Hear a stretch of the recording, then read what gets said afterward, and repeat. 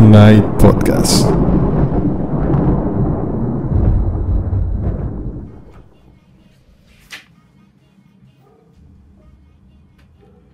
¡Hey! ¿Cómo están? Soy Miguel Ángel Hernández. Fíjense que justamente estaba leyendo esta revista que se llama 13, donde conocí el trabajo de Sergio Bleda. Y desde esas primeras veces que lo vi, dije, esto está extraordinario. Así que haciendo la lista de las obras a las que se les tenía que hacer una reseña, de las que se tenía que hablar en esta temporada de Tonight Podcast, por supuesto El baile del vampiro estaba ahí. Y es más fácil explicar esto viendo las imágenes, así que los invito a que veamos un poquito del trabajo de Sergio Bleda y posteriormente que escuchen nuestro episodio dedicado a su obra El baile del vampiro. A finales de los años 90, principios del 2000 más o menos, aquí en México llegó esta revista que se llamó 13, publicada por Mega Multimedia, donde, como lo dice bien acá arriba, venían cómics de terror, de fantasía y de ciencia ficción. De esta revista yo fui corresponsal, entonces aquí venía el trabajo de El Vamp, que es un cómic que escribía Art Brooks y que dibujaba Sergio Bleda, como podemos ver en los créditos. El caso es que lo que vamos a estar viendo aquí es el trabajo de Sergio Bleda, y eso es a lo que me refiero. Vean qué manera de manejar las acuarelas, de manejar toda la parte de plasta negra, del contraste y de ver esta luz que viene en esta dirección y nos da la silueta del personaje, bellísimo simplemente. Y luego este cuadro donde van subiendo estos sujetos por las escaleras. Pareciera muy fácil hacer este tipo de ilustraciones, pero no, porque hay que ver primero la perspectiva, la que va hacia abajo, o sea, todas las líneas que convergen hacia el punto que da en dirección hacia la parte más baja del edificio, y de ahí todas las líneas que convergen al segundo punto de fuga que iría hacia esta dirección, que es a donde van los escalones. Entonces imagínense cada rayita de los escalones, la ventanita, la parte baja de la puerta, las rayitas, los maderos de este piso, de este pasillo, y luego poner en perspectiva a los que van subiendo, y luego que se entienda quién es el que va hablando primero, quién después, y poner estas texturitas, poner estas sombras, poner manchas. No, es que es un trabajo extraordinario nada más para una sola viñeta. Y así vas viendo, ¿no? Que Sergio Bleda tiene este tipo de manera de narrar. Lo va narrando todo muy bien y luego va metiendo estos detallitos en los personajes. Por ejemplo, vean la mochila, vean que tiene aquí una bolsa extra, el cierre, las sombras, la textura en la pared. Todos esos detallitos hacen que sea riquísimo de leer un cómic. Como lector uno lo agradece. Hay un cuadro, todos los cuadros están impresionantes, pero vean este de acá abajo. Uf. Hacer esto en cómic es complicadísimo. Se ve fácil, pero no, señores. Estamos hablando que esto pudiera ser como si fuera una cámara fotográfica tomando con muchísimo flash unas personas de noche. Entonces se ve la intensidad de la luz, muy alto contraste, apenas en silueta, y con el pincel apenas y tocando el lienzo para que vayan saliendo estas vetitas de tinta. Bueno, estas vetitas de agua con la acuarela, con el color, y vayan mostrándonos un poco de los personajes que está aquí, que aquí se trata de esconder una mano, un rostro, y luego al fondo totalmente negro, ¿no? Con estas sombras duras. Aquí lo ven, este personaje, cómo se hace hacia adelante gracias a estas sombras que están por aquí. No, está impresionante. Este tipo de cosas es de las que uno aprende muchísimo. Vamos a ver más trabajos, más viñetas de él. Vean aquí cómo la luz viene desde abajo del personaje, de frente y de abajo, y da estas sombras riquísimas que en este tipo de personajes, con estas expresiones, pues los levanta más, ¿no? Te dice más cosas. Esta viñeta es muda y sin embargo vean los rostros de los personajes, cómo están asustados. Te lo dice todo con las imágenes. Me imagino que como escritora debe ser riquísimo tener a Sergio Bleda de dibujante, porque te transmite todos estos sentimientos. Vean la cara de terror aquí del niño y este hombre aquí con el cuchillo. El rostro, las expresiones, no. Qué bárbaro. Qué bárbaro. Pero lo bueno es que miren quién llegó al rescate. Igual, ¿no? El encuadre así en contrapicado. Uf. Y luego la composición, ¿no? Hacer así como esto. Cortar la página y poner esto como redondo. La luna asomándose, ella contra luz. Y vean la luz de la luna de un lado, pero la luz que viene de adentro del edificio del otro. Buenísimo. Buenísimo. Y ya luego vienen aquí los mazapanazos, los golpes. No. Extraordinario. Pues eso, vamos a estar aquí platicando de la obra de El baile del vampiro. Y posteriormente tenemos entrevista con Sergio Bleda. Así que los invito a que continúen con el episodio. Pollicio, mándanos para allá, por favor.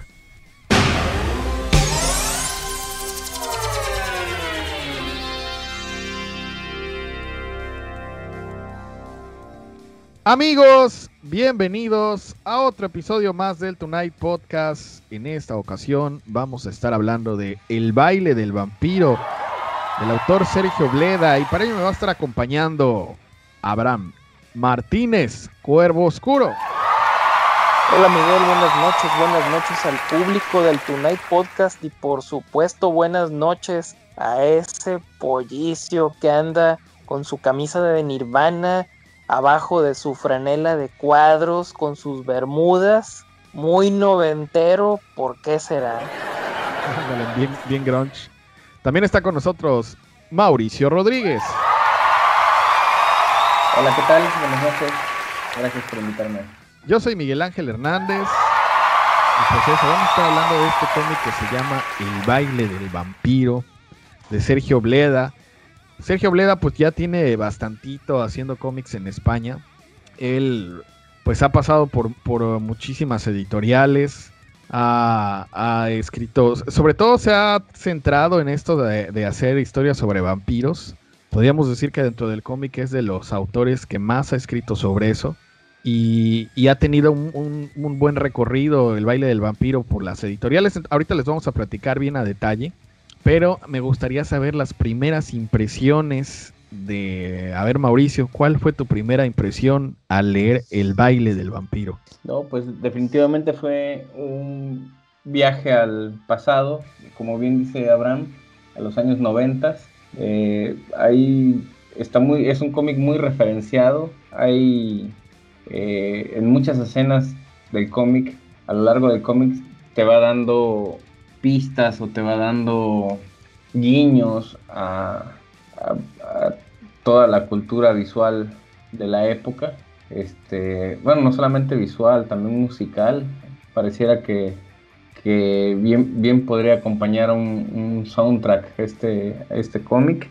Y bueno, esa fue mi primera impresión. Abraham, tus impresiones sobre El baile del vampiro. Pues como dice Mauricio, qué buen viajezote nos aventamos a nuestra juventud, allá a mediados de los 90s, con Oasis, con Nirvana, con Rob Zombie, Natural Born Killers, Sex Files, Anne Rice, Cliff Barker, Stephen King, ahí completamente en este entorno de zapatos industriales y franelas, en una España noventera que pues mucho bebía de esta cultura, como dijiste hace rato, del grunge, del alternativo. ¿Se acuerdan de todo ese rollo del alternativo? Y más aún, de esta época en que el cómic estaba en este boom, no solo del tema de los superhéroes, vamos a olvidarnos de eso y vamos a recordar las fotocopias, la tinta china, Kevin Eastman, Peter Laird, Kitchen Sink Press, con todo este Love and Rockets, ¿no? Negro, por supuesto, Love and Rockets, sí. Que híjole, ahorita vamos a hablar de esta estética McFarlane, Sam Kidd, como ya platicamos hace tiempo. Aquí está Sergio Bleda, es un cuate que es definitivamente este cómic, la voz del cómic indie alternativo de los 90s. Sí, fíjate que tienes toda la razón, Abraham. Les comento, yo conocí el trabajo de Sergio Bleda cuando trabajé para la revista, cuando trabajé para Mega Multimedia. Mega Multimedia aquí en México publicaba la revista de Ultimate Reports, pero cuando ya llevaba varios números decidió publicar también la revista 13.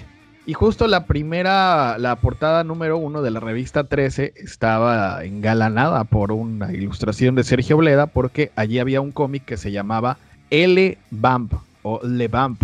Realmente no sé exactamente cómo se pronuncie, pero era un cómic que hacían Art Brooks y Sergio Bleda justamente. Y ahí fue donde conocí su trabajo, entendiendo que esto era como una especie de spin-off, que era parte de este universo vampírico.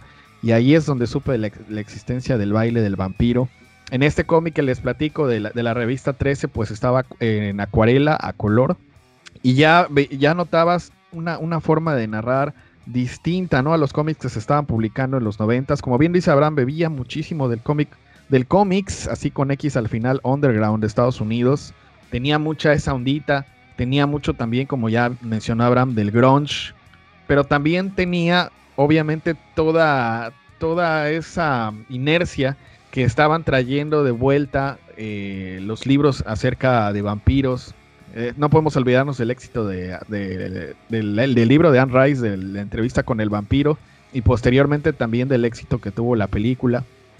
Y entonces tener todos estos elementos, juntarlos y llevarlos a cabo a través del baile del vampiro, pues se me hizo muy padre. Y sobre todo este compendio que fue el que leímos, que publica Laberinto, donde hace un recopilado de algunas historias.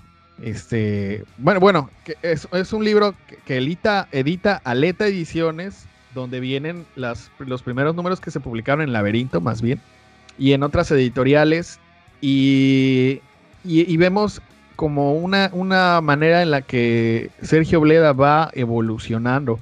Porque primero, como dice Abraham, vemos mucho esta estética del underground, como los dibujos, las ilustraciones, podríamos decir que están, es que no sé, no es una palabra sucia, pero a lo mejor la línea no es tan suave. O sea, tú ves los trazos, los trazos más angulosos, ves mucha plasta, ves mucho manchón de tinta, ves muchos grises.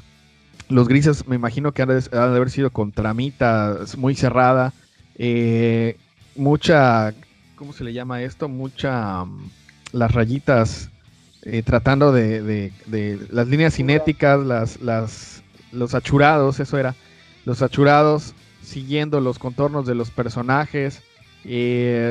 Los textos, ¿no? También como con mucho desenfreno, como con mucha fuerza, violencia. O sea, todo junto te da, ya lo decían Mauricio y Abraham, te dan un pedazo de los 90s, pero va evolucionando el trabajo de Sergio Bleda. Y si vemos, por ejemplo, obras más recientes u obras como Dolls Killer, por ejemplo, que también hace él, donde ya la línea es más limpia, el color es mucho más cuidado.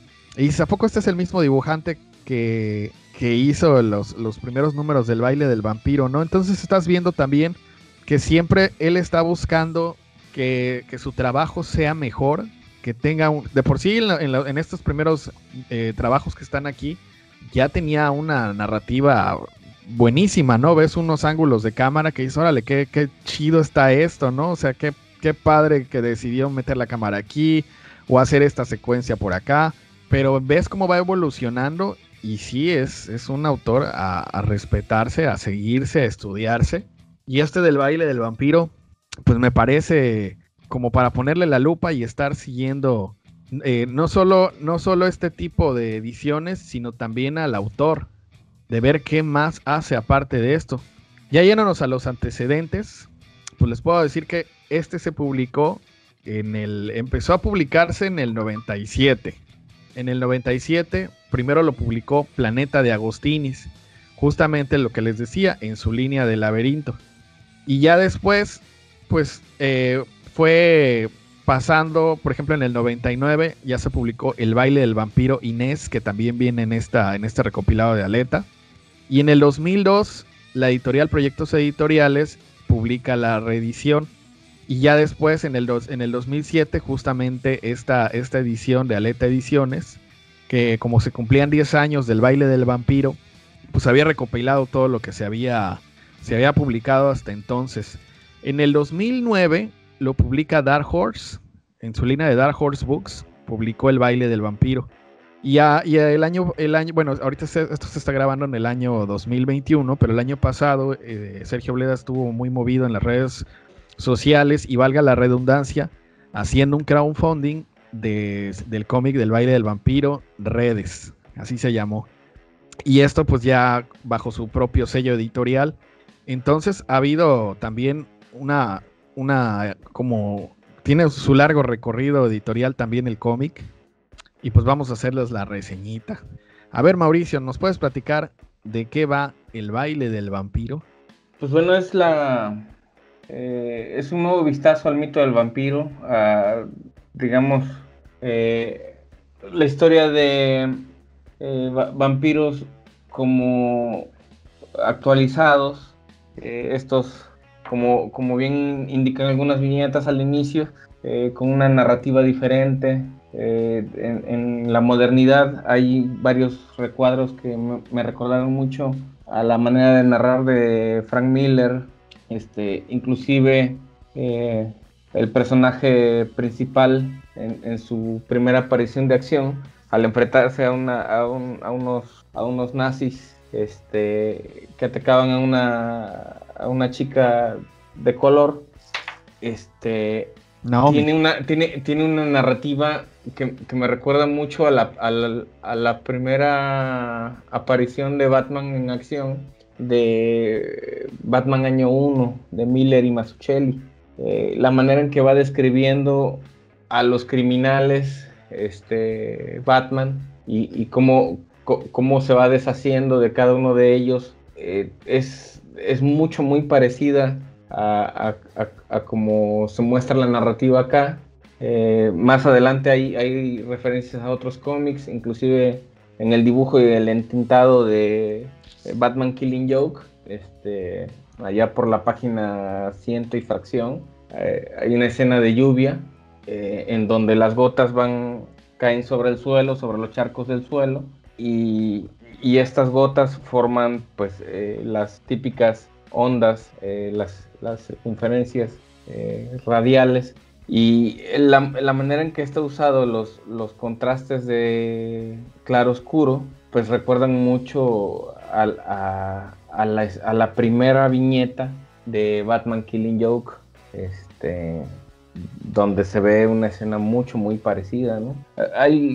Abraham ya mencionaba por ahí referencias a McFarlane, pero sí creo que Bleda definitivamente es un gran talento. Sí hay una mezcla de influencias muy directa, ¿no? No están tan difusas, sino están muy directas. Y el guión se me hace parecido, ¿no? Así como el dibujo, me parece que el guión también tiene distintas influencias que se van notando en su tratamiento, ¿no? Pues desde el inicio te dejan claro que los vampiros no son como los conocemos, por aquello del que huyen ante la presencia de un ajo o cosas así, ¿no? Bueno, es una actualización al mito del vampiro, ¿no? Que se me hace interesante.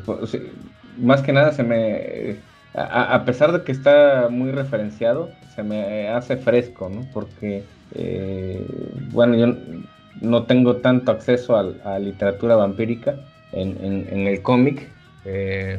Me cuesta trabajo ahorita recordar algún cómic al respecto que no sea... Mira, ¿qué te parece si hacemos ahí el paréntesis? Ya que estás hablando de vampiros actualizados. Sí, decías bien, pues está Crimson. Hay uno que se llama Yo Vampiro, que claro, escribe Carlos Trillo con Eduardo Rizzo. Exacto, ese es muy bueno también. es muy bueno también. En películas, pues podemos hablar de Underworld, pero de más vampiros actualizados, Abraham, ¿tú te acuerdas de alguna otra historia de vampiros traídos a esta época? Yo creo que ahí tendríamos que volver otra vez a mirar con ojos de los 90s qué había en ese contexto. Acuérdense que teníamos todavía muy fuerte la influencia de Entrevista con el vampiro de Anne Rice, que la novela es de los 70s, pero la adaptación a cine es más o Creo que es menos de del esa 91. época. Sí. Es de los 90s. Sí. Y que fue lo que detonó de nuevo el boom de todo este rollo de la actualización del mito del vampiro, cuando con lo último que nos habíamos quedado en cine había sido con La Hora del Espanto, Los Muchachos Perdidos, un poco más atrás Salem Slot, pero básicamente yo creo que de lo influyente noventero, pues no, indudablemente Anne Rice. El Y santo también, contra las vampiras. por supuesto, el santo contra las mujeres vampiro. Allá, no, eso es mucho, mucho antes. Yo creo que no había nacido Sergio Bleda. Claro, Y falta mencionar también, por supuesto, la parte de Francis Ford Coppola con su adaptación o interpretación de Drácula. Ah, claro. Esas son cosas que le pegaron muchísimo al mito del vampiro en el imaginario de esa época. En cómic, por ahí había, pero por la misma razón, Dark Horse había sacado unos cómics, se llamaba de B-Cell, algo así. Creo que también por ahí, hablando de anime, Vampire Hunter D era algo más o menos de la época. Y todo esto termina permeando en el cómic también. Yo sí recuerdo algunos cómics así, de B-Cell era de Dark Horse, les comento, que sí era el vampiro así muy como una enfermedad, pero muy, muy violento, muy sanguinario, muy visceral, muy urbano. Creo que el gran cambio que ofrece la iconografía del vampiro de la década de los finales de los 80s, mediados de los 80s hasta los 90s, es eso. El vampiro se vuelve un depredador urbano. No es ya una entidad que está ya en el viejo castillo o que el rancio abolengo que pertenece al pasado. No, pertenece al presente. El vampiro es punk, el vampiro es metalero, el vampiro es un pandillero, es un depredador urbano. Y eso es lo que aquí Bleda refleja cuando nos presenta en la historia a Jacob. Claro, Jacob pues es el héroe, es el que salva a esta chica que decías, Mauricio. Y por otro lado tenemos a Inés, su amiga, amante de tiempos pasados, crush, como le quieran llamar ahí, que ella se topa a Ana, una chica pelirroja, que es hija de un empresario muy, muy famoso, pero que anda perdida. Pues ella la encuentra y resulta que ya está vampirizada y dice, pues vamos a hacer manas, ¿no? ¿Cuándo salió este juego de Vampire the Masquerade? Que también fue algo que por ahí, causó ¿no? De mucho los 90 revuelo. También. ¿Sabes también cuál no hemos mencionado? La de Lost Boys, de Joel Schumacher. No, sí lo dije ahorita. ¿Sí lo mencionaste? Sí, pero es de mediados de los 80.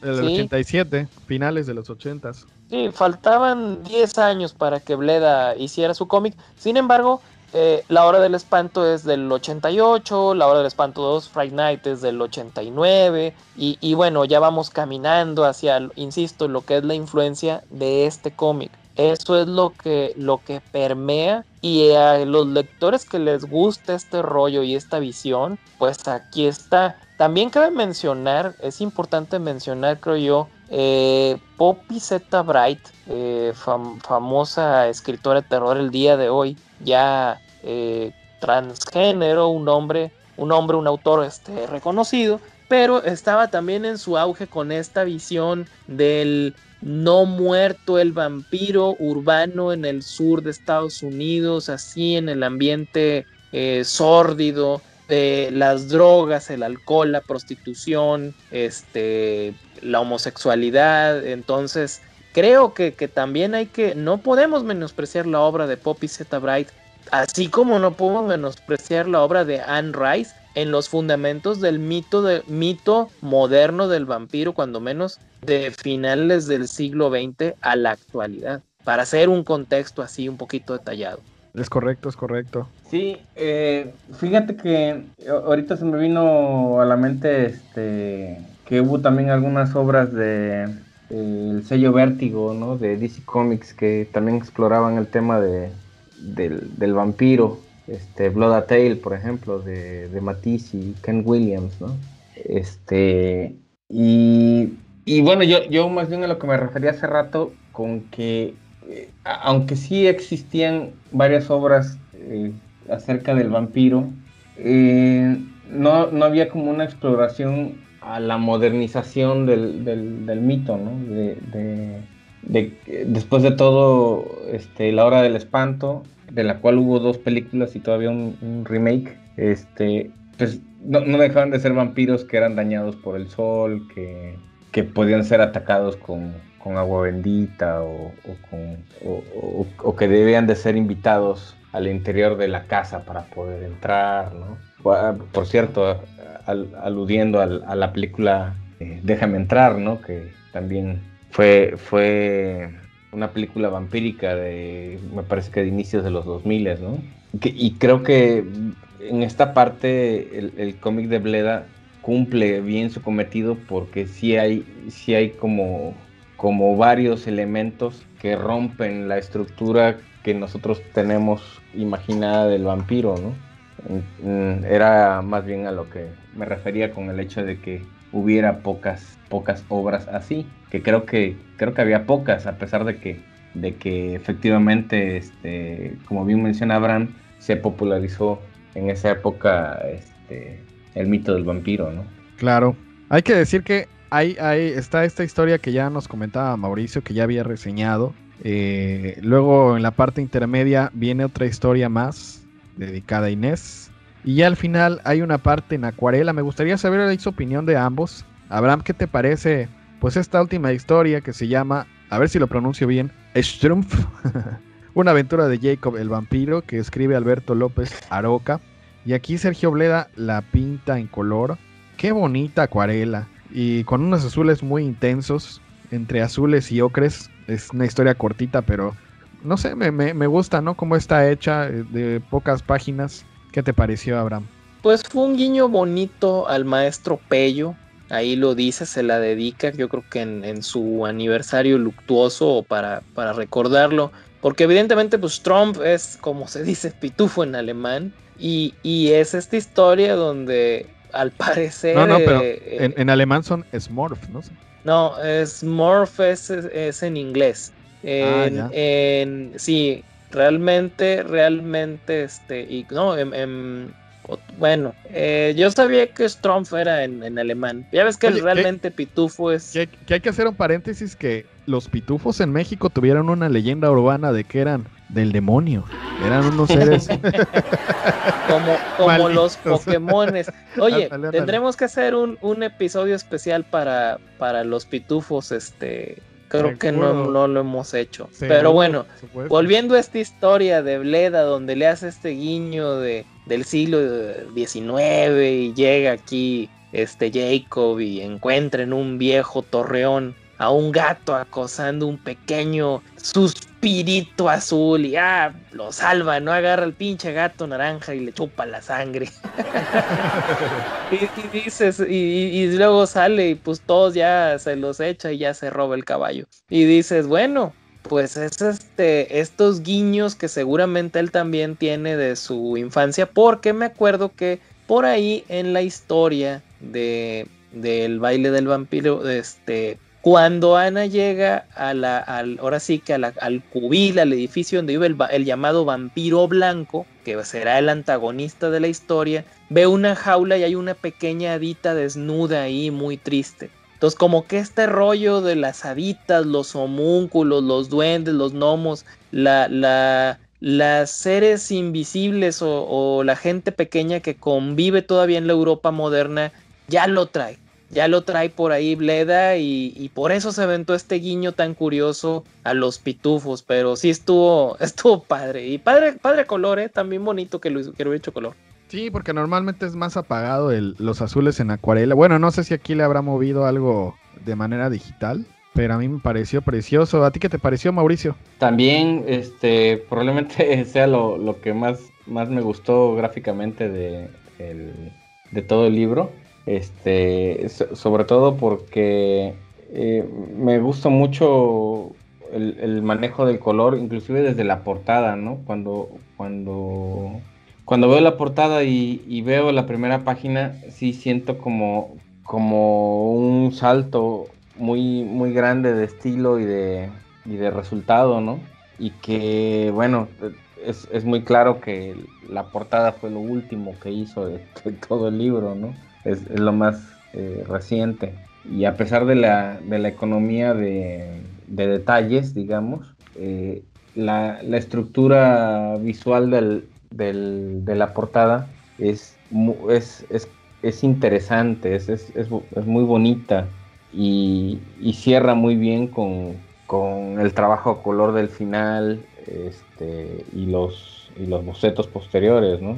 Eh, yo, yo diría inclusive que la obra completa aguanta un coloreado así, ¿eh? Inclusive en sus primeras páginas. Y con respecto a lo que mencionaban de los pitufos, la frase no es alemán, es francés. Smurf sí es el título en inglés, pero el otro es el título original en francés, no en alemán. Y, y bueno, la verdad es que sí se me... ya toda la obra completa como un todo, sí vale la pena adquirirla, ¿no? No sé no sé qué más incluye el de redes, si incluye todo esto, y algo adicional, pero sí aguantaría mucho echarle un lente. Me parece que lo de redes es como una historia nueva, que se adhiere al mito que él ya viene creando del baile del vampiro. Me parece que es de algún personaje. Esperamos poder invitar a Sergio Oleda y que nos platique más de su historia, porque sí, tiene muchísimo. Él comenzó trabajando en la revista erótica Kiss Comics, y esto ya profesionalmente, porque anterior a eso había estado haciendo fanzines. Y de ahí pues se ha ido, ¿no? Sobre todo con lo del baile del vampiro, pero ha hecho muchas otras cosas. Ya les decía yo de este cómic que se llama Dolls Killer, que publicó Dolmen. Está muy bueno, es como una especie de Seven, de una investigación acerca de un asesino serial, bastante buena. Justo para Dolmen y para Mega Multimedia también ha hecho varias historias eróticas. Y él también ha trabajado para storyboards de películas, ¿no? Como Son de Mar y No Somos Nadie. Y él es muy activo también en cuanto a la defensa del autor de historieta ahí en España. Entonces, como está siempre muy movido entre la industria del cómic español, también en sus redes sociales, pues sería bastante padre saber sus opiniones. Y pues nada más, yo creo que tendremos que llegar a las conclusiones acerca del baile del vampiro. Así que, Mauricio, ¿cuál sería tu conclusión acerca de esta obra, acerca de este autor? Bueno, pues justamente lo que acababa yo de mencionar, que ya como un todo, la obra sí vale mucho la pena, tanto leerla como adquirirla, si tienen la oportunidad y está al alcance del bolsillo. Y que aunque sí hay aspectos de la historia que están totalmente encapsulados en los 90, es muy disfrutable aún 20 años después, ¿no? Abraham, ¿cuál sería tu conclusión? Pues como dijo Mauricio, para quienes vivimos intensamente los 90s, a.k.a. nosotros, pues es un bonito viaje para recordar esta estética de lo que fue ese momento del cómic contracultural, independiente, con todo el espíritu del post-punk o del happy punk que también teníamos en aquel momento. El tema de que, bueno, el vampiro heroico bajo tierra, la chica que defiende, la amiga que protege, la aparición de Ana, que es el avatar de Lilith, este primer vampiro muy poderoso que está ahora en manos de este enemigo prometido que es el vampiro blanco. Pues en esto que estamos platicando, sí me deja como que, bueno, se percibe qué tipo de confrontación va a venir. Como historia, creo que el fondo no es realmente tan complejo, es una historia de un poquito estereotipada, pero la Ujú. forma es muy bonita. La forma es, hablemos de esa España, de ese tiempo. Mencionabas ahorita, Miguel, la revista Kiss, que por ahí con mucha frecuencia los personajes andan cerca de puestos de revistas y se ve ahí junto a la Cosmopolitan, junto a tal vez hasta la Fangoria, está por ahí la Star Ficción, ¿no? Está ahí la Kiss. Y dije, ah, mira, aquí hay un guiño, ¿no? Entonces, creo que es un cómic que vale la pena leer por el tema del detalle, para entender, como platicamos en el capítulo de Max y de Sam Kidd, la estética muy de los 90s, y como documento histórico del momento preciso en el que fue, está muy interesante. Me atrevería a decir que es algo que vamos a llamar clásico, y esa sería mi conclusión. Pues ya decías bien, Abraham, que estas revistas de Kiss Comics todavía se puede, por alguna razón de que desconozco, llegaron a traer saldos aquí de esa revista en México. No, obviamente no la numeración normal, pero sí llegaron algunos números. Me imagino que en esas librerías o tiendas donde llegan a vender publicaciones antiguas, ahí podrán encontrarlo. Igual traten de buscar esta revista 13, les digo, la publicó Mega Multimedia, nada más llegó a publicar 2 números aquí en México, porque pues era como una especie como entre Fangoria y Heavy Metal que querían sacar, que empezaron a distribuirla aquí, se distribuyó en puestos de revistas, eso lo sé porque yo era el corresponsal de esa revista aquí en México, pero parece que tuvieron problemas legales en España, porque los autores algo tuvieron ahí problemas con la editorial de que creían que no se estaban manejando bien los derechos de sus personajes. Entonces hubo ahí un conflicto legal, dejó de publicarse la revista, pero sí llegaron estos números de 13, este par de números aquí a México. Así que en esas librerías de revistas antiguas o de libros antiguos seguro pueden encontrar esos ejemplares. Y allí viene bastantes páginas de esta historia que se les digo que se llama El Vamp o Le Vamp, para que las busquen con el trabajo de Sergio Bleda, que es el trabajo de este autor, del baile del vampiro, que se pueden encontrar aquí en México. Y animamos obviamente a alguna editorial de aquí de México, que pues si está buscando comprar los derechos de algún cómic, pues no es una mala idea comprar el baile del vampiro para que también se publique. Vale mucho la pena. Es una muy buena historia de vampiros. Ya la quisiéramos ver en serie, creo que sí funcionaría bastante. Y pues eso, terminamos entonces este episodio con otra pieza más que se adhiere a la colección, a la biblioteca de cómics de aquí del Tonight Podcast, El baile del vampiro de Sergio Bleda. Mauricio, ¿cuáles son tus redes sociales? ¿Dónde te puede localizar la gente? Pues como Mago Rodríguez, tanto en Instagram como en Facebook, ahí me pueden encontrar. Abraham, tus redes sociales. Pues ya lo saben, Cuervo Oscuro en Twitter, en Instagram, en Facebook, en Twitch como The Real Cuervo Oscuro, como Cuervo Oscuro en Instagram, Facebook, Twitter, Twitch, Mastodon, en Facebook también como Fantasías para Noctámbulos, nuestra editorial www.fantasías para Noctámbulos, tu casa, la mía, de todos los que participamos haciendo cómics ahí, en El Ojo de Uc todos los viernes y en el Night Podcast todos los domingos en ebooks y en YouTube. ¿Qué dices, Pollicio? Ah, mira, pregunta Pollicio que si todavía no hay OnlyFans Cuervo Oscuro. Próximamente, Pollicio. Pues ha sido todo, muchas gracias por vernos y oírnos, y Pollicio nos va a mandar a la música.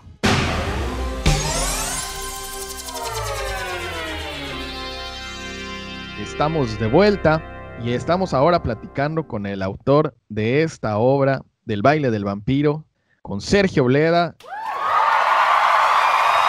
Así que Sergio, muchísimas gracias por aceptar nuestra invitación para platicar contigo. Pues un placer, muchísimas gracias a vosotros por vuestra invitación. Mucho gusto, Sergio. Todos estamos un poco emocionados por hablar un poquito sobre tu trayectoria y sobre tu obra, a pesar de que no ha sido tan difundida acá en México. Espero que este programa ayude también como a que la gente comience a buscarlo, pues de alguna forma, ¿no? De hecho, no es hasta que Miguel Ángel sugiere que comencemos a hablar sobre esta obra que yo conozco tu trabajo, y pues ya Ya te he comenzado a buscar un poco para ver dónde puedo conseguir algo tuyo, ¿no? Muy bien. Y bueno, esa es creo que también la finalidad que tiene este tipo de programas, ¿no? Que ayude a difundir sobre todo las buenas, los buenos trabajos, las buenas obras, ¿no? Genial, sí, perfecto. Abraham, ¿quieres darle la bienvenida aquí a Sergio? Bienvenido, Sergio. Aquí al Tonight Podcast, ya conociste a Pollicio, ya conociste al público y bueno, ahora nosotros queremos conocerte a ti y para eso es esta entrevista. Eso es. Pues yo soy Miguel Ángel Hernández y lo primero que vamos a hacer es platicarle a Sergio para quien no lo conozca, sobre todo en México, porque sé que en algunas partes de Latinoamérica sí han publicado el trabajo de Sergio, pero le decía aquí tras bambalinas a Sergio que en México pues solamente por la revista 13 que publicó Mega Multimedia por ahí a principios del 2000, pero en realidad no ha llegado mucho de su trabajo y vale la pena conocer un poco de tu trayectoria, Sergio, y que es vasta, que eres muy prolífico. Entonces, pues la pregunta es esta. En el momento en que tú ya decides pasar me imagino, de niño, en la infancia, de estar haciendo dibujitos, al momento en que decides, pues es que yo quiero hacer mis cómics, y sé que empezaste haciendo fanzines y ya luego te fuiste profesionalizando y trabajando en diferentes revistas muy importantes. Si nos pudieras platicar un poquito desde ese momento, de tu trayectoria. Sí, la verdad es que yo lo he tenido claro desde muy pequeño. Yo soy el típico autor que desde pequeño ha sido muy lector, que de crío pues sus padres y su familia le compraban cómics de los Pitufos o de Mortadelo, que era lo que se solía leer aquí en España en los años 70-80. Y desde muy muy jovencito, ya con 16 años, se lo planteé a mi madre que yo quería dejar los estudios porque no quería acabar todos mis estudios y empezar Bellas Artes para acabar Bellas Artes y entonces ponerme a buscar trabajo, sino que yo quería ponerme a dibujar ya. Y afortunadamente pues tengo una madre muy, muy comprensiva y muy hippie y muy libertaria, que me permitió eso, dejar los estudios siendo muy jovencito, viendo eso, que lo tenía tan claro. Y en aquel momento empecé a trabajar haciendo tiras de prensa para un semanario local de la ciudad de Albacete, que es la ciudad en la que yo nací, en Castilla-La Mancha. Y bueno, pues ahí fue donde empezó todo. Más adelante recopilé aquellas tiras en un pequeño librito que me autoedité. Aparte, pues lo que comentabas, ¿no? Lo típico, colaborar con fanzines, conocer otros autores. Y a principios de los 90 me mudé a la ciudad de Barcelona, que es donde estaba antes la industria editorial de cómics más potente de España, y comencé a trabajar para revistas como el Kiss Comics o el Víbora, sobre todo para el primero, haciendo lo que es cómic erótico. Y a partir de ahí, bueno, pues comencé a hablar con la gente de Planeta Agostini, que en aquel entonces estaba planificando una colección, una serie de cómics españoles llamada La Línea Laberinto, en la que había títulos muy interesantes, pues como Mentat o como Iberia Inc. Y yo les propuse hacer una serie limitada de 6 números que se titulaba El baile del vampiro, que era una historia de vampiros urbana, ambientada en los años 90 y además en la ciudad de Barcelona, que es la ciudad en la que yo estaba viviendo en aquellas fechas. En Planeta les gustó la idea, aunque me dijeron que debía de embutir esos 6 números en solo 4.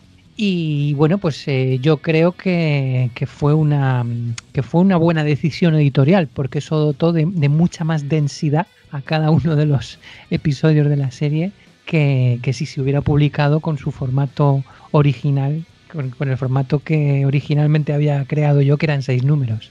Después de esos 4 números, que funcionaron muy bien,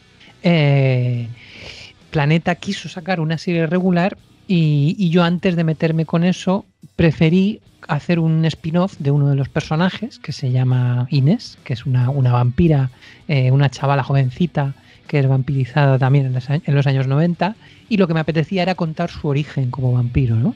Antes de pasar a la serie regular. Hicimos el número de Inés también funcionó muy bien, pero desgraciadamente la Línea Laberinto cerró. Planeta decidió cerrar todas las colecciones y bueno, pues un buen número de autores nos quedamos huérfanos y tuvimos que buscarnos la vida por otro lado. Yo dirigí todos mis esfuerzos al mercado editorial francés, más que nada porque mi estilo de dibujo, aunque sí que es verdad que tiene cierta influencia americana, es sobre todo tiene influencia europea. A mí los autores que más me han gustado siempre han sido españoles, franceses, italianos. Bueno, pues podría mencionar a Ta, a Juan Jiménez, a Horacio Altuna o a, qué sé yo, a Moebius. Aunque es verdad que Altuna y Jiménez son latinos, son argentinos. Son argentinos, sí. Pero claro, yo los he conocido en los álbumes y en las revistas europeas.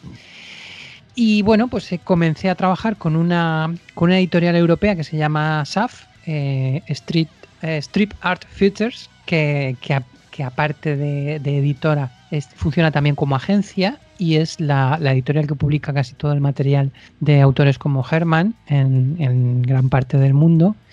Ahí estuvo Alfonso Font también, ¿no? Efectivamente, sí. Alfonso Font tiene gran parte de su catálogo que es distribuido por SAF. Y bueno, pues ahí fue un poco como yo metí la cabeza en el mercado europeo. A partir de ahí ya, después de 5 álbumes que realicé para este editorial, empecé a trabajar directamente para editoriales europeas como Soleil o Casterman.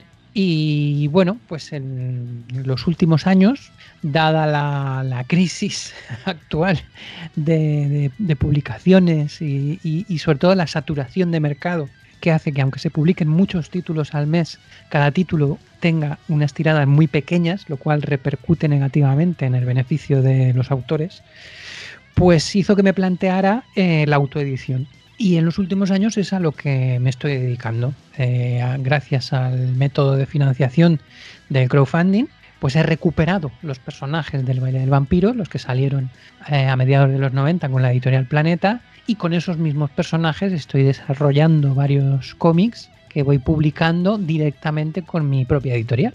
Y esa podría ser básicamente mi trayectoria desde el año 91, desde hace 30 años hasta la fecha. Hasta la fecha, muy resumida, porque Sergio ha hecho más cosas, pero ahorita le vamos a ir preguntando. Sí. Así que, a ver, Mauricio, dispara, pregúntale tú a Sergio. Sí, bueno, pues yo planeo comenzar de manera más agresiva, duro y a la cabeza, digamos. Muy bien. Algo que digamos, noté al leer tu cómic, es de repente comenzar a pensar un poco en qué referencias había en la época, ¿no? Hubo algunas viñetas que me recordaron a otros cómics norteamericanos. Algo vi o sentí por ahí que había de Miller, Brian Boland, particularmente esa toma de apertura que tiene Killing Joke, que es con una viñeta de gotas sobre el suelo, ¿no? Sí, la secuencia de la lluvia, sí. Sí, entonces sí, sentí que mucho de ello está permeado en el cómic. Realmente no existían tantas referencias de cómics de vampiros.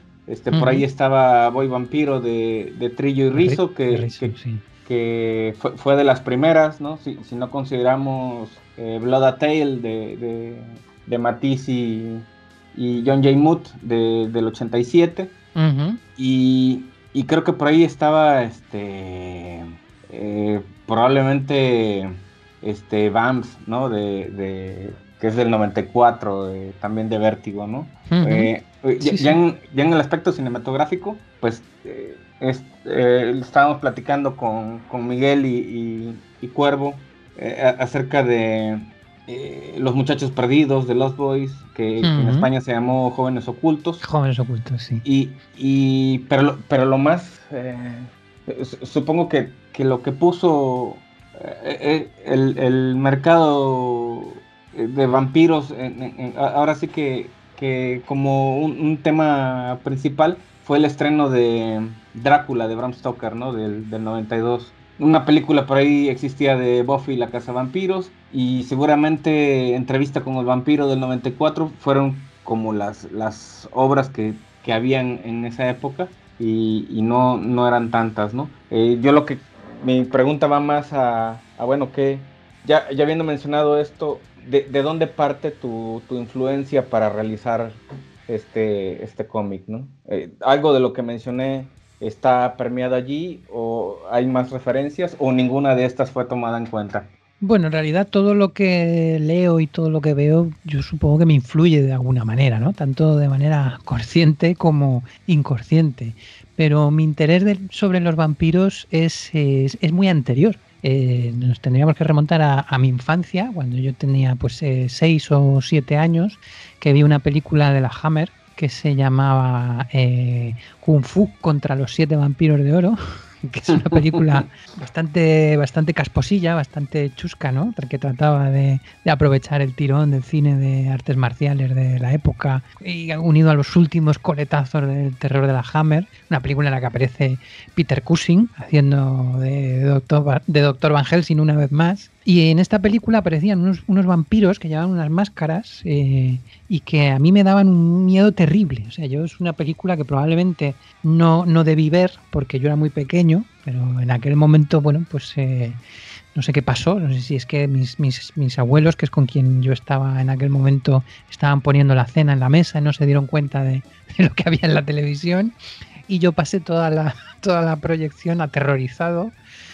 Y aquellas criaturas se quedaron en mi cabeza. Posteriormente, la película de Polanski, El baile de los vampiros, que claramente el título de mi serie es una referencia directa a esta película, también me impresionó mucho.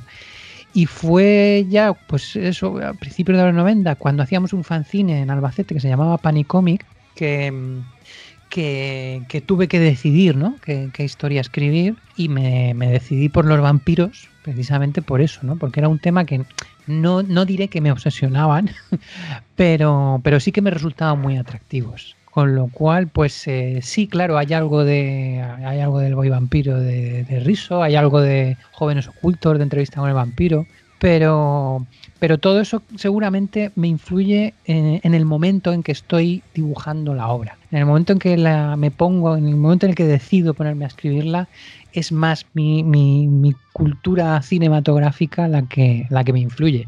De hecho, yo lo cuento muchas veces. Cuando yo empecé a escribir El baile del vampiro, no había leído Drácula. Drácula lo leí posteriormente y bueno, me pareció una obra maravillosa y muy bien escrita y muy original para la época. Pero Drácula tampoco fue una de mis influencias, puesto que no lo había leído en el momento de escribir mis historias. Okay. Mira, muy bien. Hay otro cómic de vampiros que es más o menos de la época, que de hecho lo reseñamos aquí Mauricio y yo, que es Batman y Superman contra una vampira en un pueblo abandonado. Ajá. Escrito por Vine y dibujado por Arthur Adams. Pero nada más es un apunte para señalar otro cómic más de la época sobre vampiros, y vamos a dejar que Abraham haga su pregunta. Sí, perdona, antes de continuar, también recuerdo otro cómic. Cuando yo estaba publicando, creo que fue el 4º número, que lo presentamos en el Salón de Comedia de Avilés, ajá, vino Humberto Ramos a promocionar Crimson. A promocionar Crimson, efectivamente. Claro. Yo no sé si había salido Crimson ya o estaba a punto de salir, pero me acuerdo de estarlo hablando con él y de decirme, pues yo también he hecho un TV de vampiros, tal, y coincidió en el tiempo y en el espacio. Ándale, es otro cómic que tenemos pendiente aquí de reseñar, el de Crimson. Sí, pero a ver, Abraham. Lo que pasa es que tú parece que tú comenzaste primero, ¿no? Porque lo tuyo fue a inicios de los 90 y me parece que lo de Ramos fue a mediados, ¿no? Pero como tú revisitaste la obra todavía posteriormente, pues coincidieron en algún punto, ¿no? Sí, claro, yo empecé a escribir la serie para el fanzine de Albacete que te comento, que fue pues unos años antes, sí. Pero bueno, estamos ahí, hay unos pocos añitos de diferencia. Sí. Bueno, adelante, Abraham. Yo tengo, básicamente, de lo que has comentado, me surgen 2 preguntas. Creo que la respuesta puede ser corta y la otra un poquito más amplia. Cuando vemos y hablamos acerca de estas referencias a los vampiros que vienen bien mencionaste a la Hammer, que pues acá también vimos muchas películas de ellos. Pero, por ejemplo, en los 80 yo recuerdo que algo que revoluciona el mito del vampiro, sobre todo el vampiro urbano, es Poppy Z. Bride. Entonces, la primera pregunta iría de si tú habías leído a Poppy Z. Bride y habías absorbido algo de esto. Es una respuesta... No conozco la obra de la que me hace referencia. ¿De qué obra es? ¿Qué obra se trata? Por ejemplo, es muy conocido Cadáver Exquisito. El arte más íntimo también lo titularon en español. Ajá. Pues no lo conocí. Esa era como que una pregunta y bueno, ya me la respondiste. Sí, la exacto. otra... claro, lo buscaré.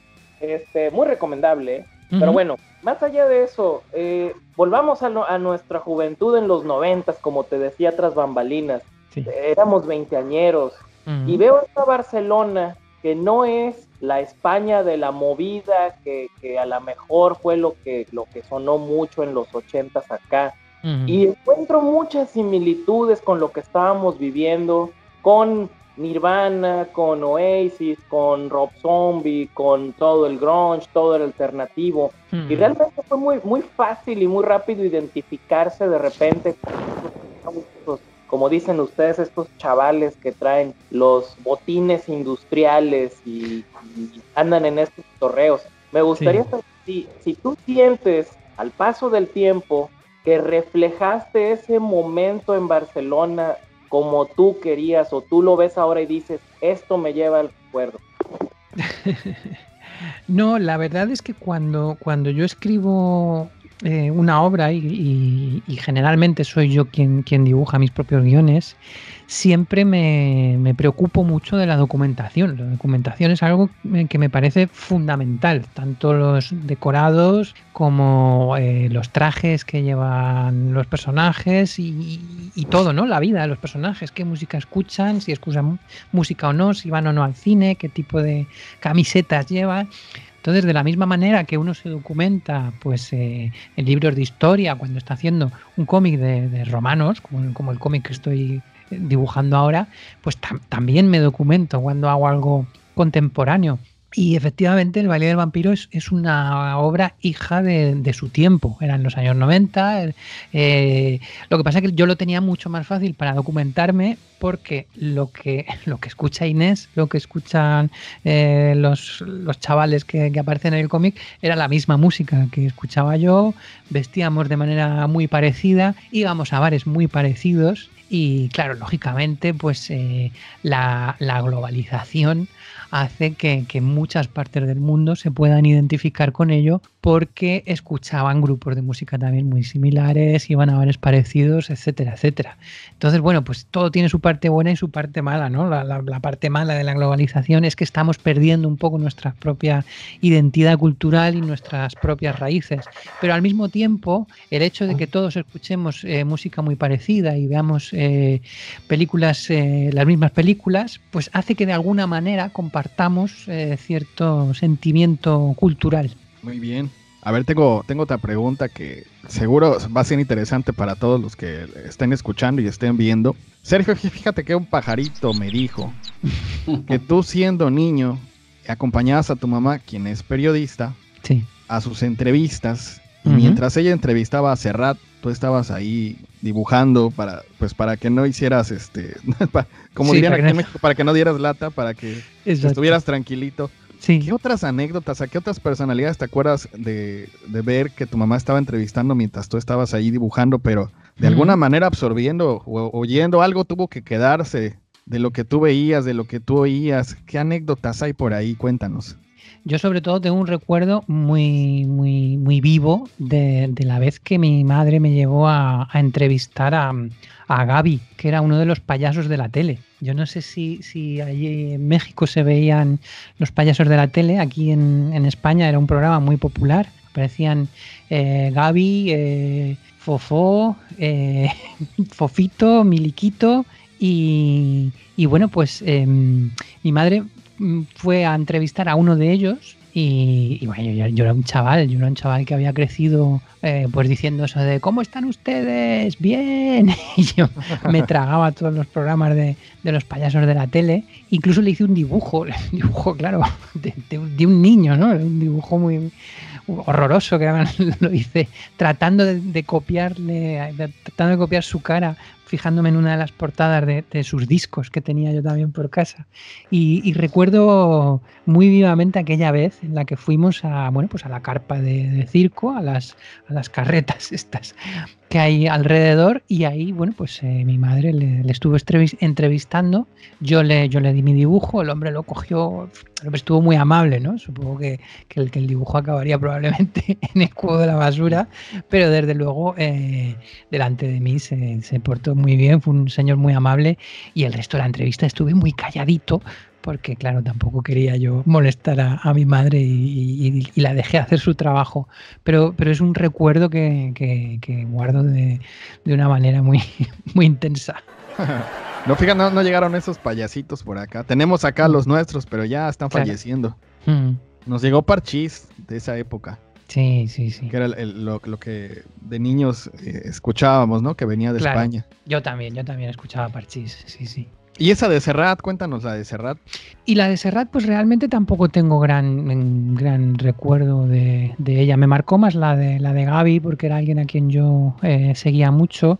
Claro. Y luego también otra que recuerdo también muy vivamente fue cuando me llevó a ver a José Ramón. José Ramón era un dibujante que aparecía en televisión, que aparecía en el programa que se llamaba El Kiosco o La Cometa Blanca, no recuerdo muy bien. Pero era un señor que aparecía en televisión dibujando, y al mismo tiempo que iba dibujando, pues iba hablando. Creo que hablaba sobre todo sobre cine. Hablaba de lo que el viento se llevó o de King Kong, y él mientras contaba la película hacía un dibujo del personaje. Además lo hacía a mano alzada, directamente con un rotulador, sin lápiz ni nada. Y claro, yo estaba delante de la televisión comiéndome mi bocadillo de salchichón o de nocilla o lo que me hiciera mi madre o mi abuela, y estaba completamente fascinado. Y en cierta ocasión pues también vino a Albacete a presentar una exposición de dibujos originales, y bueno, fíjate, me dio un movidón. Primero pusieron la película de King Kong, la película original en blanco y negro, y después había una tertulia con el dibujante. Entonces, entre la película y la tertulia, pues mi madre y yo entramos para que mi madre entrevistara a José Ramón, y también otro recuerdo que atesoro muy, muy gratamente. Curiosamente, este señor sigue en activo, y hace un par de años o 3 o 4, no me acuerdo, estuve en la Feria del Libro de Madrid y coincidí con él, que iba a presentar una adaptación que había hecho de Moby Dick, y bueno, pues nada, se lo comenté, le dije, mira, yo fui a verte cuando era pequeño a Albacete. Lógicamente no se acordaba de mí, pero bueno, es otra entrevista que también recuerdo con mucho cariño. Pero vamos, me llevaba muchas veces y probablemente estuve presente en entrevistas de las que no me acuerdo. O sea, yo sé que entrevistaba a muchos cantantes y a políticos y incluso a deportistas probablemente, pero yo estaba con mi blog de dibujo y no me acuerdo ni de quién era con quien estaba hablando mi madre, salvo, bueno, pues el caso de Serrat o de Gaby o José Ramón, que fueron 3 personalidades que a mí en aquel entonces ya me parecían importantes. Claro. Mauricio, otra pregunta. Bien, cuando leía El baile del vampiro sentí como cierta disonancia, digamos, entre definitivamente las primeras páginas del cómic y las últimas, ¿no? Hay una evolución notable, y al inicio creo que el tema que adolece es por el entintado, ¿no? Más hecho aparentemente con plumilla y más de plasta, y ya más adelante pues ya se ve que entran como no solamente otros utensilios, sino se aprende como a hacer una diferenciación de planos con bastante mayor habilidad, ¿no? Mi pregunta entonces, bueno, también en el guión sucede algo parecido, ¿eh? Al inicio, por ejemplo, yo no me tragaba el tema de este personaje Jacob, que con 250 años de vida, pues no tenía ni la menor idea de cómo acercarse a una chica, ¿no?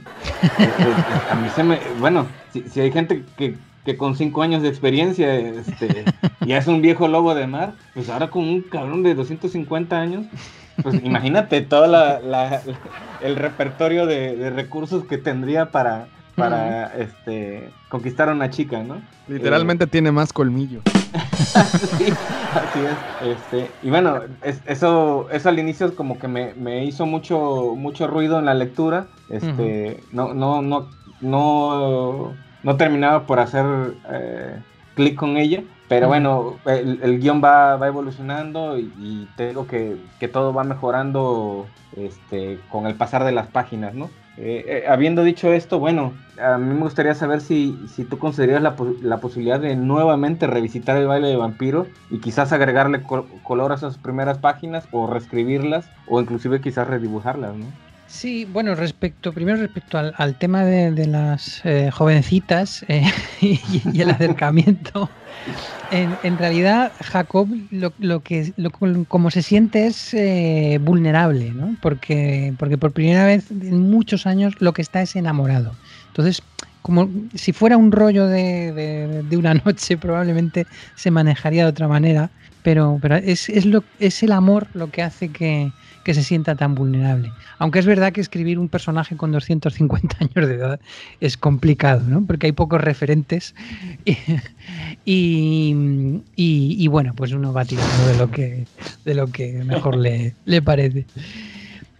Respecto al tema de redibujar o colorear, bien, la verdad es que redibujar me cuesta mucho. Porque entonces me pasaría la vida redibujando mis historias, ¿no? En realidad yo creo que las obras no se acaban, se abandonan, porque tiene que llegar el momento en que la abandones, porque si no estaríamos continuamente volviendo a dibujar y a dibujar. Máxime, en el caso en el que, como comentas, pues la evolución es muy evidente, ¿no? En las primeras páginas todavía no dominaba el pincel como lo iba dominando hacia el final, y lo que estoy haciendo ahora, por supuesto, pues está a años luz de lo que hacía entonces. En cuanto al tema del coloreado, sí que es verdad que me lo he planteado alguna vez, pero me cuesta mucho porque El baile del vampiro se planteó inicialmente como una obra en blanco y negro. Entonces, cuando yo trabajo a color, yo planifico todo desde el primer momento de una manera diferente. Utilizo menos mancha de negro, claro, porque es la mancha de color la que crea la sombra y el volumen. Entonces, si coloreara El baile del vampiro, y probablemente si la hiciera sería por hacer una reedición o por dirigirme a un mercado diferente del que me dirijo ahora, probablemente utilizaría colores planos, colores planitos que no estorbaran la tinta, y si yo a partir de ahora continuara mis historias de la serie a color, pues cambiaría completamente la planificación del entintado, porque vamos, a mí personalmente me gusta mucho el blanco y negro, me encanta el blanco y negro. De hecho, en Boy Vampiro me gusta mucho el trabajo de Risso que hace en blanco y negro. Jordi Bernet en Torpedo también me parece un dibujante maravilloso. No sé, creo que el blanco y negro tiene un encanto especial que es verdad que es menos comercial que el color. La gente muchas veces, cuando abre un cómic en la tienda y ve que es en blanco y negro, lo deja porque dice, uy, no, esto es en blanco y negro tal. Pero personalmente soy un enamorado del blanco y negro, aunque me pueda suponer menos ventas, pero realmente, aparte de que es una técnica muy, muy difícil de controlar, ¿no? El blanco y negro, porque cuando juegas con el color, pues muchas veces te apoyas ahí, ¿no? Muchas veces con poner un fondo de un color o poner alguna mancha, pues ya disimulas un poco. Pero si tú estás trabajando en blanco y negro y en el fondo no pones nada, te queda un espacio blanco inmenso y escandaloso, ¿no? Al que se te van los ojos, aunque no quieras. Entonces es una técnica complicada de dominar, pero que al mismo tiempo, precisamente por eso, por suponer un reto, me encanta. De acuerdo. Abraham, te toca preguntar. Pues mira, ahorita ya estabas hablando, obviamente, tus inicios como ilustrador, como artista plástico, Pero a mí me interesa, yo soy guionista, yo escribo, me interesa esta parte también de cuando tú como dibujante dices, yo voy a escribir mis propias historias, porque son las que yo quiero dibujar, que se me hace algo muy natural y muy padre, es algo que pues, en algún momento todos los ilustradores tienen ideas que quieren contar. Pero en ese sentido, tú como guionista, ¿cuál es tu proceso de trabajo? ¿Cómo empezaste a decir, voy a narrar esta historia de esta manera? Primero hiciste un guión, te fuiste a los layouts, empezaste a dibujar la página como saliera. ¿Qué fue lo que pasó ahí como escritor? Sí, como os comentaba antes, yo comencé haciendo tiras de prensa. Y las tiras de prensa a lo que te obligan es a que cada semana tienes que tener una idea sobre un tema de actualidad o no, pero bueno, cada semana tienes que publicar una viñeta y además tienes que saber condensar una historia en muy poco espacio, en 2, 3 viñetas, 4 lo sumo, y esa para mí fue la mejor escuela. Lógicamente lo primero es la idea, ¿no? ¿Qué quiero contar? Y muchas veces mis guiones lo único que hacen es tratar de responder a preguntas que yo me hago. En el baile del vampiro, por ejemplo, pues la pregunta sería ¿cómo serían los vampiros si existieran realmente y cómo actuarían si vivieran en la época actual? Ese suele ser el punto de partida de todas mis historias, ¿no? ¿Qué pasaría si? La Conjura de cada miércoles, por ejemplo, que es una serie que yo hice para SAF, para el mercado europeo, la pregunta era, bueno, pues, ¿qué pasaría si existiera una asociación, un grupo de autoayuda, pero en el que las personas no van ahí con problemas de adicción, sino su problema es que todos tienen un poder paranormal con el que no saben qué hacer? O qué sé yo, ¿no? Pero digamos que el punto de partida casi siempre es eso, es una pregunta que yo me hago. ¿Y cómo sería esto? A partir de ahí, pues empiezo a escribir borradores y cuando tengo las ideas más o menos claras y ya sé cómo empieza la cosa, cómo acaba y un poco lo de en medio, pero sobre todo necesito tener bastante claro el final antes de ponerme a escribir en el ordenador. Entonces ya me voy al teclado y escribo, pero no escribo un guión convencional. No, nunca jamás escribo página 1, viñeta 1, página 1, viñeta 2. Eso jamás lo hago. Por la sencilla razón de que solo necesito contarme a mí lo que pasa. No necesito que otro dibujante sea el que lo traduzca a viñetas. Por tanto, pues lo primero que yo me hago es una línea temporal, en un pequeño bocetito, en un esbozo, una línea temporal en el que pongo, pues esto empieza así, acaba así, y en el medio pasa esto y esto y esto. Después me voy al ordenador y ahí escribo algo parecido a un tratamiento cinematográfico. O sea, se parece más a un tratamiento que a un guión convencional de cómic. Y en él pues voy escribiendo, bueno, pues tal personaje hace tal cosa, después pasa esto, eso hace que pase esto otro, así hasta el final. Un guión de un comic book de 24 páginas, pues no me suele llevar más de 5 páginas escritas, porque nunca escribo los diálogos, a no ser que sean diálogos que yo considero que son esenciales, que tienen que decir los personajes.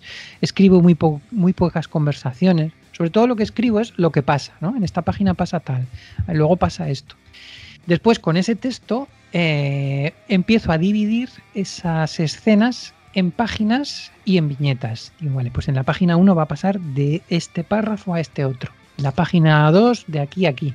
Y una vez que tengo eso, me dedico a bocetar las páginas. Hago los layouts o los storyboards o como quieran llamarlos. Yo les llamo los bocetos tontos, que son pues unos bocetos muy mal dibujados que en ocasiones solo entiendo yo, pero para mí es la parte más complicada del proceso, porque es la parte en la que yo decido cuál es la narrativa. Yo, bueno, pues lo he explicado muchas veces, ¿no? Yo prefiero una historia tonta, muy bien contada, que una historia estupenda, pero muy mal contada.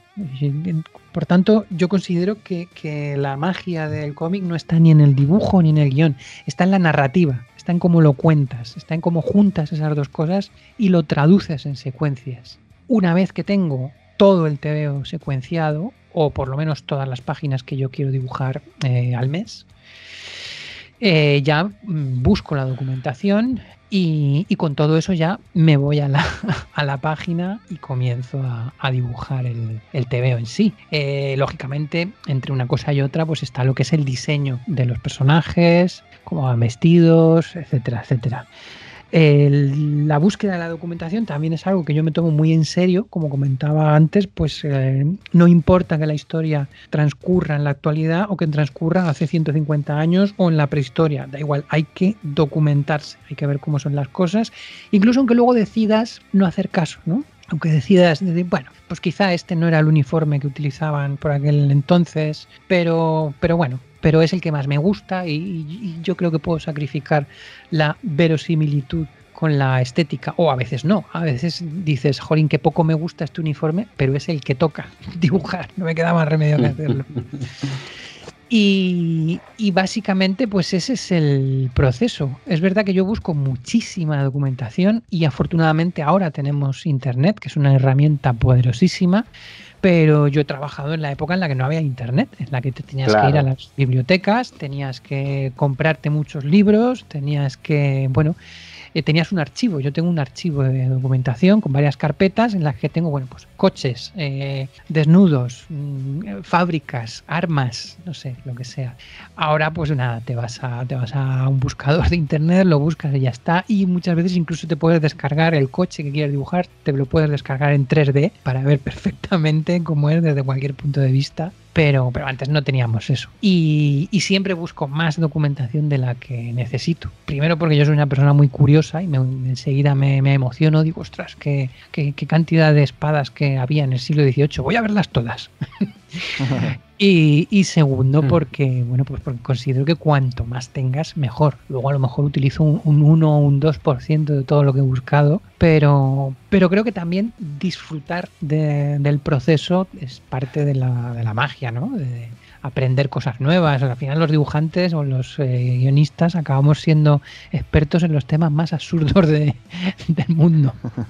A partir de ahí, bueno, pues la técnica es bastante sencilla. Yo utilizo lápiz, utilizo pinceles y plumillas y tinta china. Jamás trabajo con ordenador. Solamente algunas veces para el color o para retocar el color. Pues realmente a mí me gusta más trabajar con acuarela cuando hago las cosas a color que con Photoshop. No obstante, bueno, pues tenemos el mercado que tenemos y hay veces que no queda más remedio, ¿no? Que el editor te impone un tipo de coloreado informático, pero si puedo elegir, prefiero hacerlo todo manual. Oye, aprovechando la pregunta de Abraham, ya que estás contestando acerca de todo este acercamiento también que hay de los autores del cómic al cine, pues también ese pajarito chismoso que me contó cosas de ti, nos platicó que estuviste haciendo storyboards para la película de Son de Mar y también para No Somos Nadie. Y pues eso, me gustaría que nos contaras la historia de cómo fue que llegaste al cine, qué hiciste de storyboards. Sabemos por ahí que hasta en una pequeña escena actuaste. Cuéntanos. Pues sí, la verdad es que la vida del dibujante de TVOs es una vida muy, muy dura, una vida en la que uno se lo pasa muy bien, pero en la que también muchas veces pasa por dificultades económicas. Y en una época en la que yo estaba bastante mal de pasta, pues surgió la posibilidad de hacer storyboard. Y bueno, pues allá que me lancé. Yo estuve haciendo primero el storyboard de la película No Somos Nadie, de Jordi Moyà, que fue un trabajo gigantesco porque llegué a dibujar más de 1500 planos. O sea, de hecho, absolutamente toda la película la dibujé yo antes de que se rodara, porque bueno, pues era la primera vez que Jordi Moyà dirigía. Y necesitaba tener una imagen visual de todos y cada uno de los planos. Aquello fue, bueno, pues fue una locura. Me fui a vivir a Madrid, estuve prácticamente viviendo en casa de Jordi. Por las mañanas me levantaba, me iba a su casa, comía con él y de noche me volvía.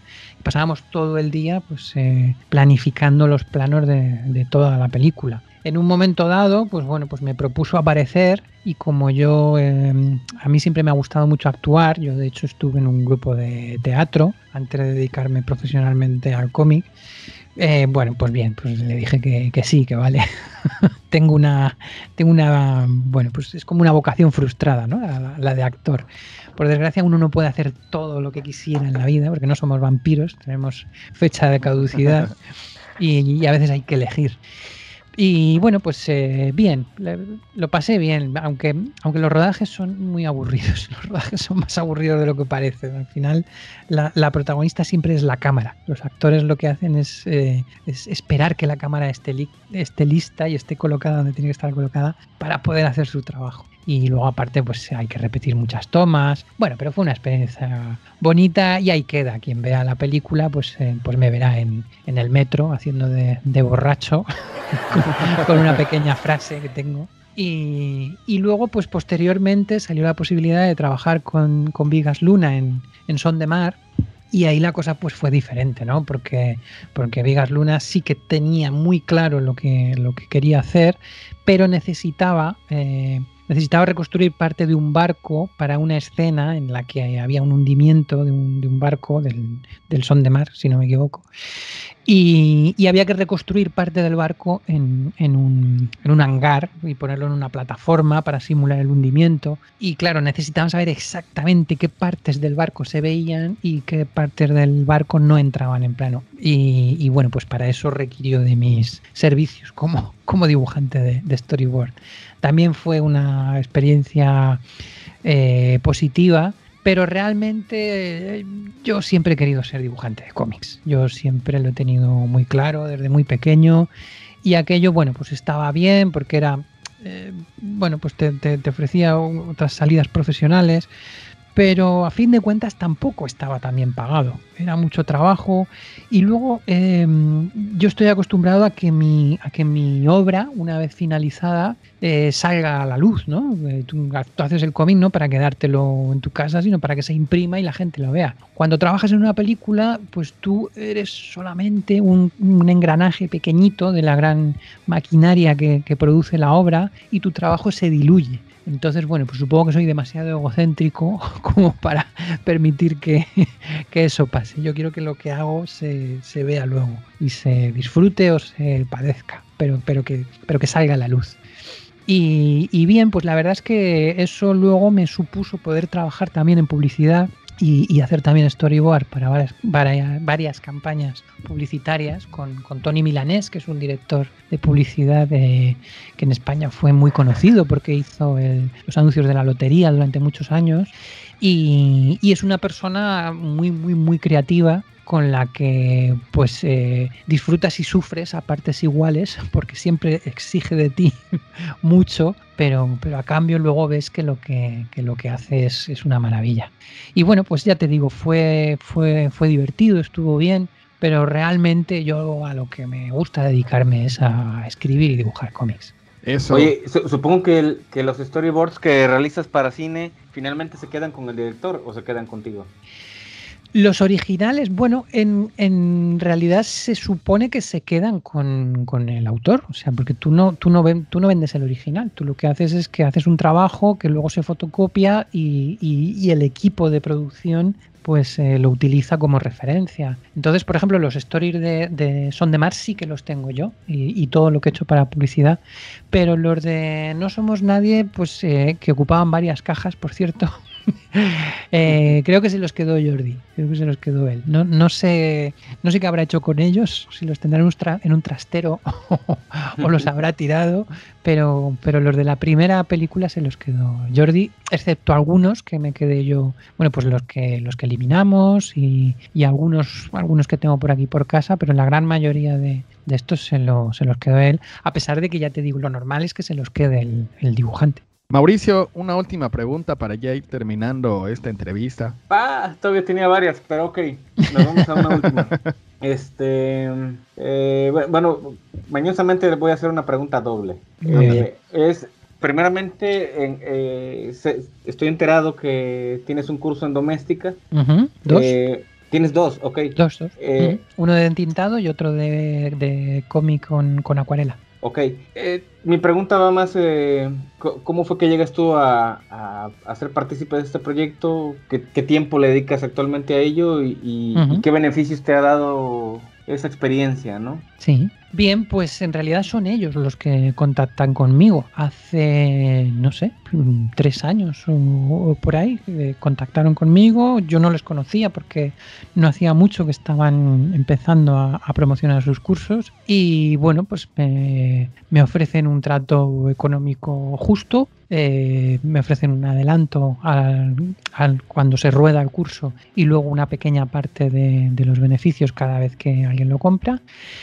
Y bueno, pues me traslado a Madrid durante una semana para hacer el rodaje. Eso la primera vez. La segunda vez soy yo el que les contacta, les digo, mirad, yo creo que aparte del curso de entintado para cómic e ilustración que hicimos, creo que se podría complementar muy bien con un curso de color, de coloreado de cómic e ilustración con acuarela, que es la técnica con la que yo trabajo habitualmente. A ellos les parece bien y lo mismo me vuelvo a trasladar a Madrid durante una semana.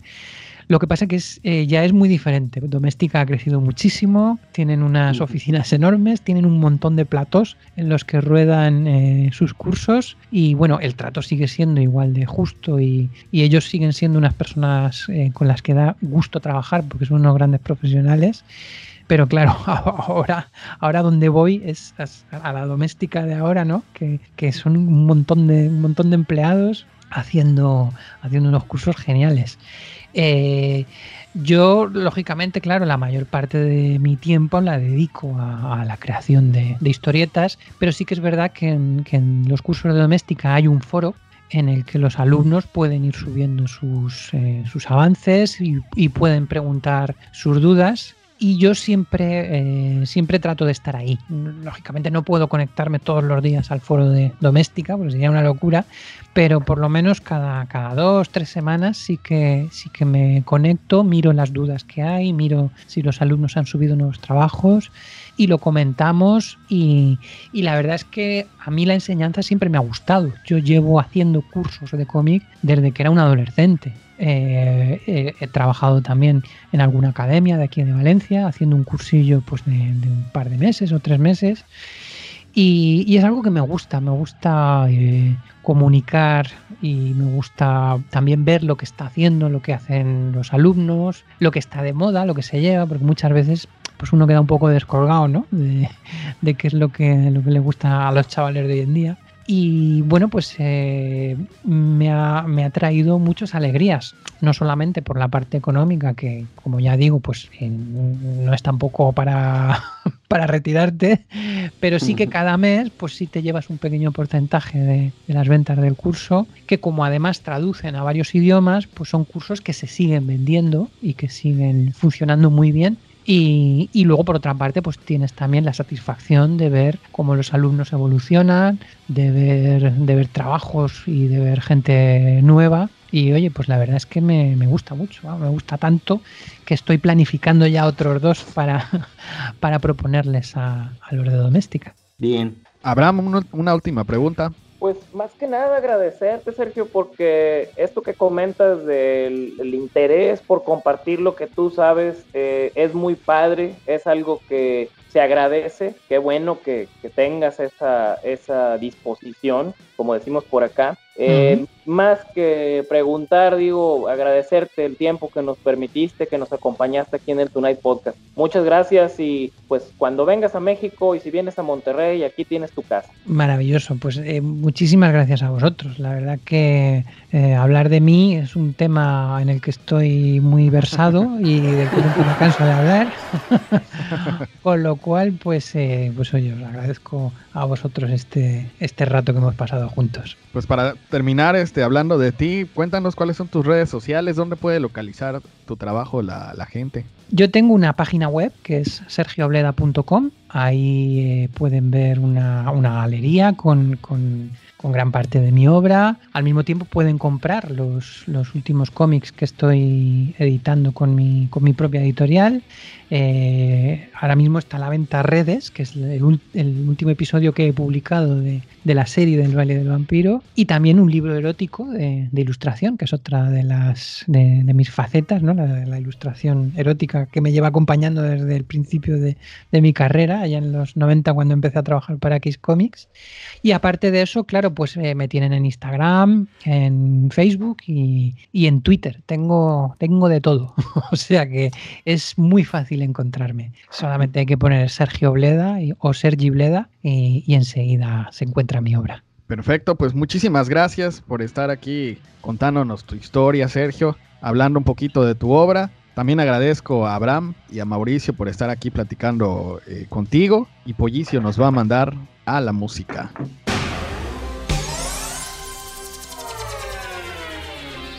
Se ha terminado este episodio. No se pongan así, recuerden que el siguiente domingo tenemos otro gran episodio aquí en el Tonight Podcast. ¿Y qué es lo que vamos a tener el siguiente domingo, Pollicio? Jazz Maynard, esta grandísima obra de Roger Ibáñez y de Raulé, quien por cierto, Raulé, el escritor de Jazz Maynard, nos estuvo acompañando en el episodio, así que no se pueden perder el siguiente domingo Jazz Maynard. Nuestras páginas en YouTube, en iTunes, en iVoox y en Facebook nos encuentran así tal cual como Tonight Podcast. Déjenos comentarios, reseñas, valoraciones, estrellitas, pulgares arriba. Suscríbanse si aún no lo han hecho, ya lo saben, todo es bienvenido. La página de un servidor de quien les habla, Miguel Ángel Hernández, pues me encuentran en Twitter como Miguel ANGH, en Instagram estoy como Miguel Ángel HDZ Art y en Facebook me encuentran como Miguel Ángel Hernández Art. Ha sido todo, muchas gracias por vernos, muchas gracias por oírnos y nosotros nos vemos y nos oímos aquí el siguiente domingo en el Tonight Podcast. Chao.